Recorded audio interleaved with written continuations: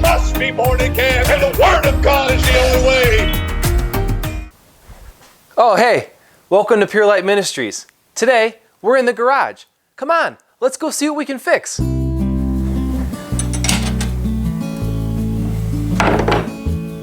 When you're in the garage, it's important to have your equipment and tools properly organized. Here in the garage, we know that there are many tools we can choose to solve our problems with, but only one of those tools will truly fix it. As you can see, there are many different jobs that we can work on in the garage. We can choose whether to service the carburetor on the chainsaw, change the oil in the vehicle, or even sharpen the blade on the lawnmower.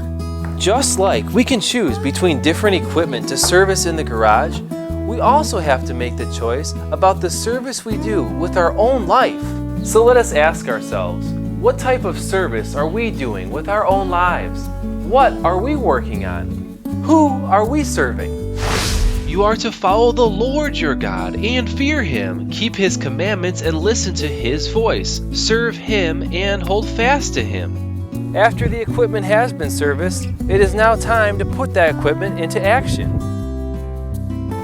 This chainsaw by itself is useless and good for nothing, but if we use it in the way it was designed, we can accomplish many good works while proving our service has paid off.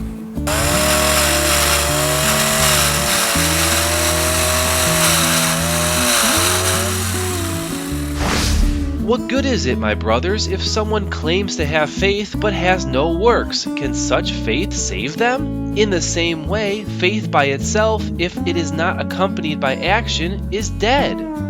Before you begin the service on your vehicle, it's always a good idea to take a closer look at the instruction manual. This will ensure that we perform the job as the manufacturer intended. You know what's crazy about the garage and the Bible? There's a lot in common. Just like we can use good works and talents in our physical life, let us also use good works and talents in our spiritual lives as well. It would be foolish to buy a car and never drive it, rendering that car useless. Let us take heed, otherwise we may be considered useless when the master returns. His master replied, "You wicked, lazy servant, throw that worthless servant outside into the darkness where there will be weeping and gnashing of teeth." A few days ago, this lawnmower blade was dull and unable to cut the grass.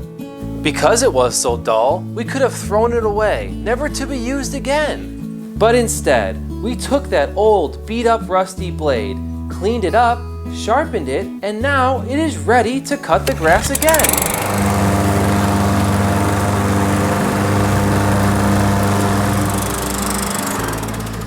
Just like we saved and restored this blade to work again, let us also remember the saving work that God did for us so that we can work for Him also. Jesus, who gave Himself for us, that He might redeem us from all iniquity and purify unto Himself a peculiar people zealous for good works. And so it is, as we examine our own lives and the service we can accomplish, let us choose this day whom we will serve. The fleeting pleasures of this sinful world and our flesh, or the Creator and His Messiah. As for me and my house, we will serve the Lord.